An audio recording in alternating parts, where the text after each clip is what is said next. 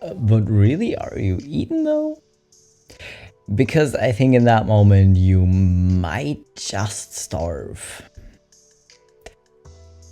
Or on the other end of the spectrum, try a lot of different things only to absolutely hate each and every one of them. So just like take a bite and then realize you just would rather starve than continue eating this. And maybe you're gonna give up at some point, maybe you're not gonna give up at some point. Maybe at some point something is gonna start sounding safe enough at least to eat again. Good luck, I guess. Hello baby queers and welcome back to my channel.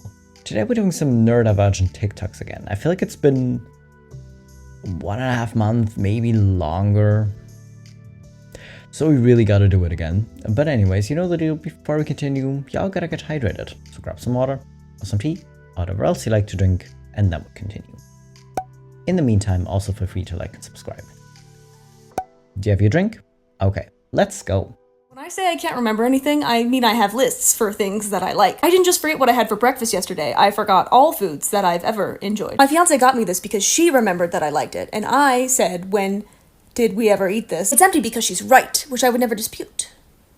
But I don't remember. It's almost like suppressing all of your thoughts and opinions has consequences. It makes small talk so awkward because I never have a straight answer for anything. Who's your favorite band? I'm trying to remember any band. I'm trying to give you an answer. I'm trying to keep it flowing. I keep finding more ways that I've censored myself. Like, I didn't used to like videos on TikTok. I just didn't see the point of putting that opinion out there. Also, I felt very apathetic about most things anyway. I still don't comment. I don't comment on things. For some reason, this is okay, but my words in writing? Forever? If I'm in a group of more than 2 people, that's grounds for a verbal shutdown. I'm not needed. This conversation ain't big enough for my contributions. Because what can I say that hasn't already been said? Or is important even? I know that's not the point of talking. I'm here to be social, I'm not here to entertain. I'm here to be social, I'm not here to entertain. But really, why? Like, I can tell you my favorite band. If you ask me for a favorite song, I will either literally also just forget every title ever and just be like, oh yeah, there's that one I really like. But usually I just don't have a favorite song. I don't have a favorite member of my favorite K-pop group anymore because I have just given up. But favorite foods has always been one of those things, like, how do people have a clear answer for that? How do people just go, oh yeah, my favorite food is sushi? Like, remembering your safe foods, okay, but how do most people just like have answers for those kind of questions? And also just me, I will zone out in conversations too much because people are talking. I'm just like, oh well, you're doing okay with this conversation. I'm not needed, and I just zone out. Which isn't the point, I know, because yeah, people are maybe interested in you and want to be social with you and want you to be social with them and have a conversation, but I might be zoning out, especially if there's a lot of background noise. But good luck. Fitness tips if you're neurodivergent, part 2. A lot of you in the last one of these were like, oh my god, not counting reps is such an amazing revelation. I'm gonna build on that. If you love structure but hate counting, here's a tip. Create a list, but no reps. Like this. So in this, you do each movement for 1 minute, move on to the next thing. Move as fast or as slow as you want to, and it's balanced and no equipment required. So you do squats for a minute, push-ups for a minute, dance break for a minute, lunges for a minute, and then do whatever miscellaneous form of movement you want, or rest, lie on the floor, have a water break, who cares? And then repeat that for 3 to 5 rounds. That also works really well if you have autism and you just like lists and checking things off. If you're like me, I love podcasts, but can't listen to podcasts unless my body's doing something. So I'll do a workout while listening to a podcast, and then my brain is distracted the entire time I do fitness. If you don't like podcasts or just prefer music, pick a song you really like and then just move for the entire duration of that song, maybe even on tempo. Especially if you don't like dancing or you're bad at dancing, just do squats on tempo to your favorite jam and then change it when the song changes. There is nothing wrong with cherry picking movements. There's this idea in the fitness industry that you like have to do balanced workouts, whatever that means, and like have to do movements that you hate. If your two favorite things in the world are bicep curls and dancing, then literally just dance and then do some bicep curls. Sometimes I salsa while doing bicep curls, and it's just a party. Again, movement is the goal. So who cares what movement you're choosing to do? Don't let anyone else tell you otherwise. If you want to do bicep curls for the rest of your life, amazing. I love that for you. Follow me on Instagram for more fitness tips. That's where all that content is. I also teach classes, and I'm a kinesiologist. Am I mad that I did not include part 1? Yes, because it feels very wrong to start with part 2. But either I didn't find it, or if I gonna look for it now, I'm gonna get so distracted and end up like with an hour of time on TikTok, and I don't really want to do that right now. But if you want to look for part 1, I guess part 1 also included something about not counting, but generally ignoring the fact that this is a part 2, the tips in and of itself seem really helpful. Like, honestly, counting is just not happening. So yeah, like timing it, or just doing like sets until failure to, you know, just if you do like weighted things at the gym, to not count, but instead like do it until failure. And if it seems like you're doing too many reps, you know, like it feels like a lot of reps, then you can just add weight, you know. Or yeah, if you just like find something that's fun for you. If you just really enjoy dancing, then yeah, dance. If you enjoy squats, do squats. Like, yeah, if you're trying to build a certain physique,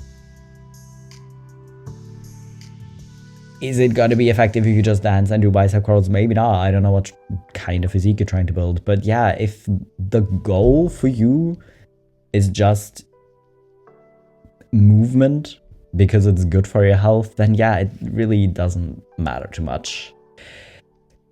You know? So yeah, I love lists. So having this kind of list actually seems like a really smart thing, you know?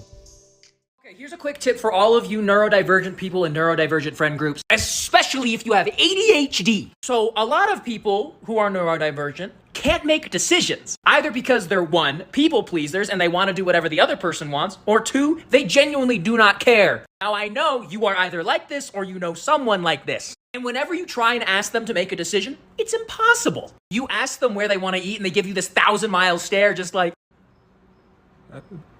I don't care. Having friends like that, it's often hard to make decisions with them because you genuinely want to make sure they're getting what they want, but you don't know what they want. So here is a great way to solve this. Say you're looking for a place to eat and you ask them and they say, I don't care, whatever you want. Here's what you do. You give them 3 options. You pick 3 of your favorites of whatever and you give them 3 and tell them to get rid of 1. Hey, we're gonna order some food. What do you want? Oh, I don't really care. You guys choose. Instead of just being like, no, choose. This is what you do. Okay, well, we were trying to decide between McDonald's, Chipotle, and Taco Bell. So which one do you not like? So rather than giving them an infinite amount of options, narrow it down for them. They can decide then. Oh, the last time I had Chipotle, I shit myself in bed. So let's not get that. Okay, so Taco Bell's probably also not a good idea. We'll get McDonald's. Trust me, this will solve 90% of all problems that come up this way. So do this. This also ties in with the very first video of like, if someone asks you what you want to eat or where you want to order food from, you're gonna forget all the foods and all the restaurants and everything. So even if you want to make a decision, in that moment you can't because you forgot everything.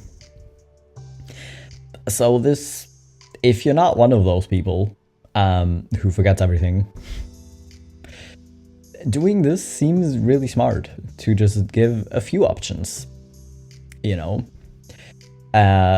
Like, also, if you don't really care, like if you really care about something, or like you really want food from a specific place, great. You know, like a lot of places have like fairly diverse menus, so it's kind of fine. But if you also like don't really care, doing this probably gonna save you a lot of time and a lot of nerves. I just realized something. I had a bad childhood. Yeah, I know. What do you mean you know? Look at you. What do you mean look at me? Look at how you stand. People who had good childhoods don't stand like that. What are you talking about? Just because it actually feels good for my ankles to stand like this, so I do it sometimes. Like, I was in the office on Friday, and we have like desks we can put to standing desks, and I was standing like this because it's comfortable. What are you trying to say? I mean, you're trying to tell me something I already know, you know, but what are you trying to say? Oh, my dream? I want to open a coffee shop, flower shop with a library in it, and people can bring their pets inside, and the coffee is going to be really affordable, because I know that I can barely afford coffee, so I'm going to price my stuff so everyone can afford it. And it's also going to have a rooftop garden, and there's going to be lots of plants inside, and we'll sell stuff from local vendors and stuff like that. It'll be really cool. And this, I know this is very achievable, if I just really put my mind to it, Yeah. Mm-hmm. But why does it sound so perfect? Like, why is it such a thing that we love plants, and we love pets, and coffee shops, and libraries, and it just... I'm sorry, if someone actually wants to do this with me, I'm game. Let's be business partners and do this together. Like, doing all of this alone feels very overwhelming to me right now, so not really my dream, but it still sounds so perfect. So if someone wants to do this, let's collect some extroverts to actually talk to the people there, to serve the customers, and let's do this. Neurodivergence be like eye contact when talking versus listening to someone talk. How come neurodivergent individuals struggle to make eye contact when they're talking, but when you're hyperfixated on something, it's just easy for you to sit there and just gaze into a certain thing or into somebody's eyes? I don't know exactly why, but here's my theory. So with neurodivergent individuals, especially individuals on the spectrum, it can be difficult to make and maintain eye contact. And also with ADHD too. So, if you are talking to somebody, you might get a bit nervous. You might be a little shy. And you may have a hard time making eye contact. So when you're talking, you're kind of looking, elsewhere, and you're focusing on articulating yourself and getting your words out, but you're not making eye contact. Now, when you're hyperfixated on something, you're completely all into that thing. And with people who have ADHD, this is where you don't seem to struggle with anything at all. I don't know if I would call it shyness, and that's why you don't look at people, but it's very distracting, personally, for me. Because I have a hard time talking anyways. I have the thoughts, I just have a hard time getting the thoughts to come out in a coherent way. Whenever I'm talking to anyone, and it's not even just with new people, where I might be a little nervous, but it just literally happens with everyone. But then looking at the person is very distracting because they're making facial expressions, and then I can't focus on what I'm trying to say anymore because it just interferes with it. So I just will probably look everywhere. And the funny thing is, I do the same thing with the camera apparently, because I just noticed that I look everywhere when I'm trying to talk. The camera is not actually looking back at me, and it's not doing facial expressions, but I'm so used to looking everywhere but that I don't stare down the camera that much. But I think it would also be weird if I'm sitting here but yeah, when other people talking, staring at them, also maybe not a good solution, because usually when we look at other people like this, we're not listening anymore. At least I'm not, because I also have a hard time listening to them. Sometimes looking at their faces help understanding what they mean, but sometimes it doesn't. Don't know what is the situation, but yeah, I don't look at other people that much either. Which doesn't help, because I already can't remember faces well, and then if I don't look at people anyways, then it just makes it harder, but that's a whole other problem. I love when a neurotypical person uses the term hyperfixation and says, oh my god, look at my new hyperfixation, look at this new hyperfixation that I have on a Netflix series. And then you ask a neurodivergent person the hyperfixation currently, and they say death or the decomposition of corpses. Everyone is like, yeah, I'm obsessed with this new TV show, I'm obsessed with this new, like, brand. And then we're out here like, yeah, I'm obsessed with bugs and dirt. But also, I feel like when neurotypicals use it, they'll be over it in like a week or two, right? Like if it's a show and they watch it and it has a lot of seasons, they might finish the show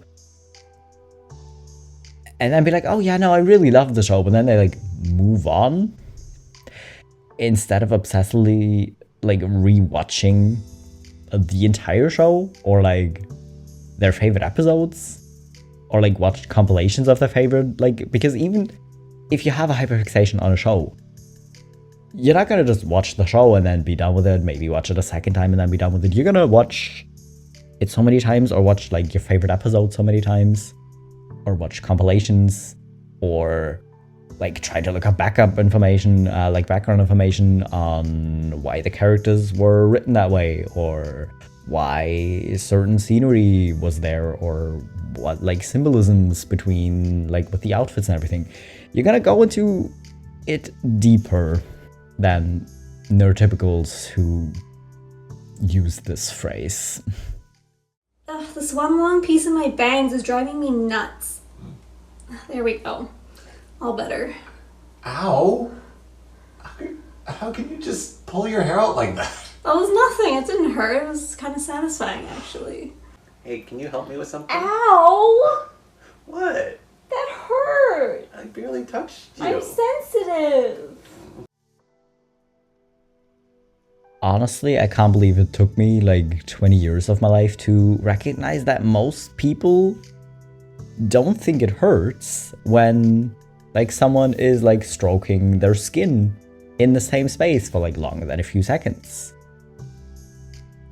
Most people don't experience pain when someone does that. You know? It took me too long to figure that out because yeah, it's a thing because it just feels like they're actually like burning a hole into your skin, which is not happening, of course, because they're just like gently stroking your skin or your hand or wherever. But it just hurts. And also, the fact that I can't tell if my tummy hurts because I am sore from working out, or if I'm just hungry, or if my tummy actually just hurts, you know? I can't tell. Sometimes I can. But most of the time, I'm probably just not going to, and yeah. I don't know if pulling hair out hurts. Kind of probably depends, like a singular hair is probably really fine. But yeah, someone like poking you or like stroking your skin is hell and painful. Does it make sense to a lot of people? Probably not. Disorders I am undiagnosing myself with, and why? Joking. Autism, because I don't look autistic. POTS, I don't faint. PTSD, I didn't fight in a war. Depression, I can be happy. Anxiety, took a few deep breaths.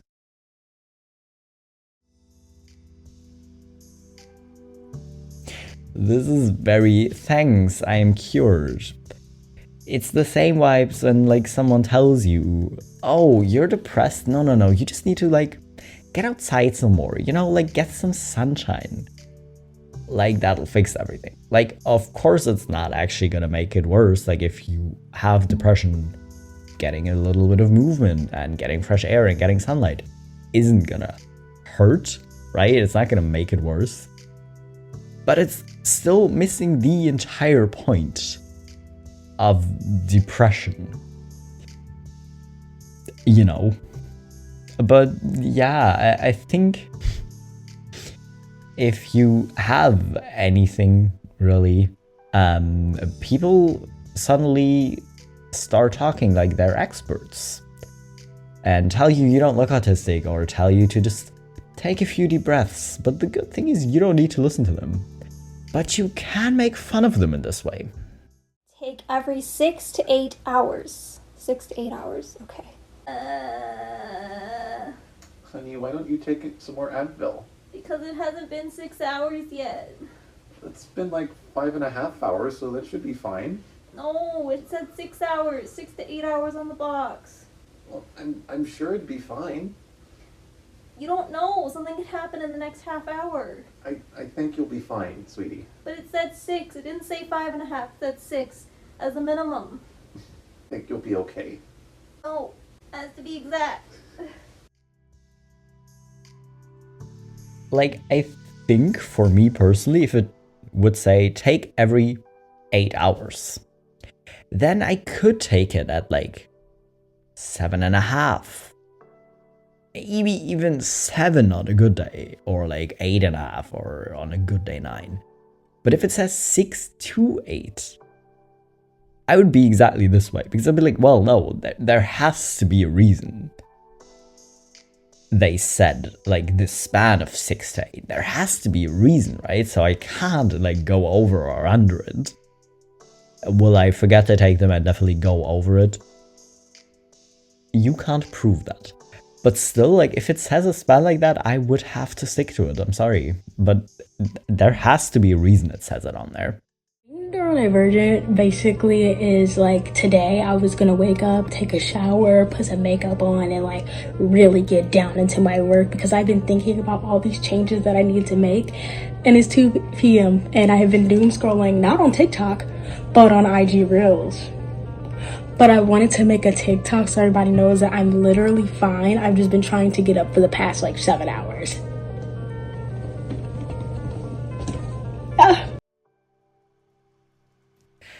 What even is time? Like, I think like neurotypical people get confused by time, right? Sometimes, because somehow it suddenly passes really quickly or really slowly, you know. But y'all ain't got nothing on like autistic people or something with like time blindness because, or ADHD. I don't know which group of people is more likely to have time blindness right now actually, but still it's a thing. And it makes a lot of things more difficult, but then suddenly you woke up at 8, but then suddenly it's 2 p.m. and you don't really know how that happened. Because you just got up and you watched a few Instagram reels, but there's no way you spent like the last 6 hours doing that, right? So what happened? Where did the time go? Literally, I was gonna film this video in the afternoon as well. It's currently like 10 p.m. because I can't tell you what happened. Like, we were finishing a present for a colleague of my roommate, but we started that at like 2 p.m. or something. And then I have no idea what happened because suddenly it's like 10 p.m. and I ate at like 9 because I was like, damn it, I haven't had dinner yet. I can't tell you what happened, but at least I still filmed it today. I guess. Here are some neurodivergent friendly affirmations that I say to help my mental health. I know I am going to be okay because I always am. I will be an active participant in my own life, even if it's hard sometimes. I will give myself today everything my younger self never received. I am not defined by my past. I am not my thoughts. My thoughts do not define me. I give myself permission to let go of the things that I can't control. I add value to the world simply by existing. There are people that care about me and my worth. I am not alone. I am different, and that is okay. I am allowed to live a life that feels true to myself, regardless of whether that life is considered normal by neurotypical society. I do not always have to fit in because I am not meant to. I fully embrace who I am. I am allowed to take up space, physically, mentally, intellectually, and emotionally. I choose to give myself self-compassion rather than self-criticism. I deserve to clean and fuel my body. I will take breaks when I need them. What works for everyone might not work for me, and that is okay. It's okay if things are harder for me or take me longer than they do for others. Productivity does not define my worth. I deserve accommodations. I will listen to my needs. My sensory differences are real. I am allowed to ask for help when I need it. I am allowed to ask questions in order to feel safe and in control. It's okay to process emotions the way I do. My emotions are valid. My opinions matter. I am allowed to be excited and passionate about my interests. My emotional labor is expensive. I do not have to provide free education if I do not have the energy for it. I am okay with uncertainty. I am enough. I am patient with myself. I forgive myself.